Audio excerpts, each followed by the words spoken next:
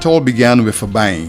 1948, the decade after the 1930s democracy revolution of Caribbean peoples. It was as much an intellectual eruption as it was industrial unrest. In the raging fires of the irrepressible spirit of indigenous self-determination, the University College of the West Indies was forged. One campus with a single medical faculty of 33 students at Mona, Jamaica. The incipient institution was rooted in the University of London, but within the first decade, regional political leaders rising from the labor movement and civil rights organizations made their first bold, courageous decision to detach the colonial college from its imperial scaffold.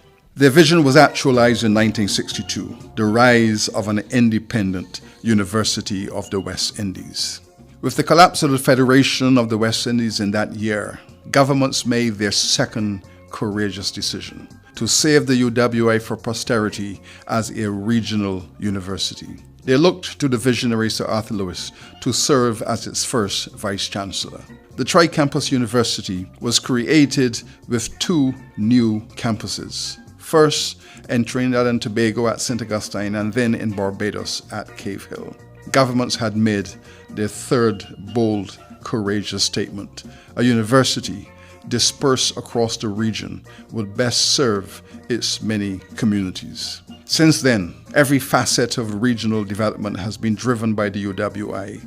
National independence, regional integration, economic transformation, women's rights and gender justice, reparations, the performing arts, global relations, public health, and the blossoming of Caribbean civilization. In short time, the genius of West Indian youth was unleashed. Many were inspired to take up the mantle of political leadership.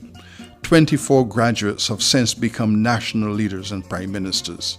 Erskine, Sandiford, P.J. Patterson, Kennedy Simmons, Patrick Manning, Denzel Douglas, Kenny Anthony, Kamla Prasad Bessasar, Keith Rowley, Bruce Golden, Owen Arthur, Dean Barrow, Keith Mitchell, Reuben Mead, David Thompson, Frandel Stewart, Andrew Holness, Orlando Smith, Tillman Thomas, David Granger, Timothy Harris, Ralph Gonzalez, Hubert Menace, Rufus Ewan, and Charlene Cartwright Robinson, all sprung from the illustrious alumni, carriers of Pelican pride. Some of them were born with the rebel seed, and then their rebelliousness advanced and deepened the democracy process of the academy and the region. Their call for a new West Indian order. The future of the region then was hatched to some extent on the floors of faculties and behind the doors of student dormitories. Students today, Prime Minister tomorrow, became a campus mantra.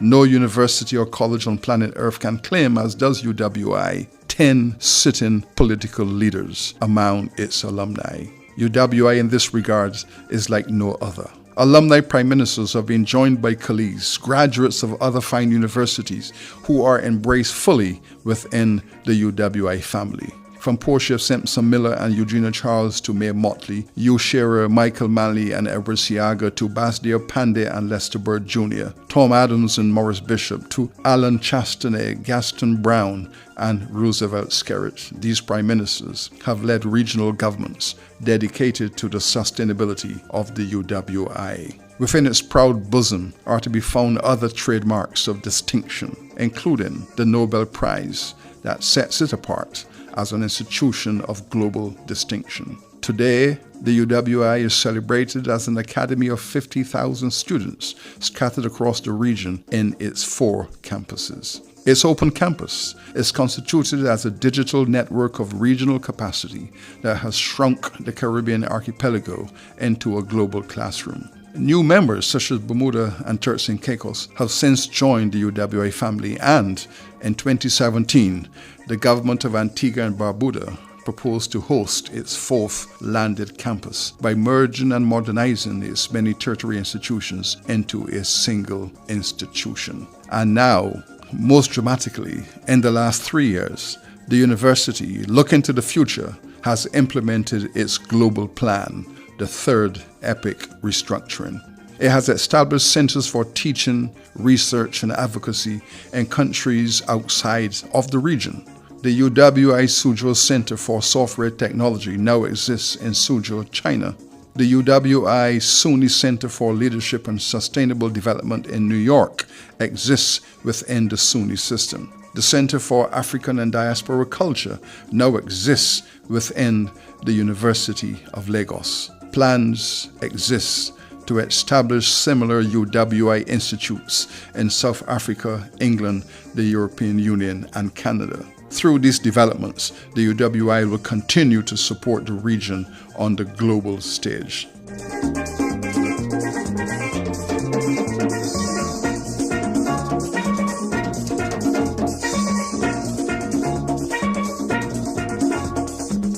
I want to thank the University of the West Indies for hosting us.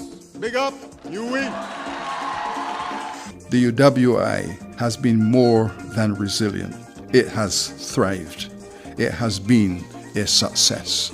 As its centenary beckons, calling forth its complete digital transformation, our determination is to advance science and technology innovations, commercialize research relevant to green energy and the blue economy, creating the cutting-edge 21st century university necessary to further serve and lead our region deeper into the fourth industrial revolution.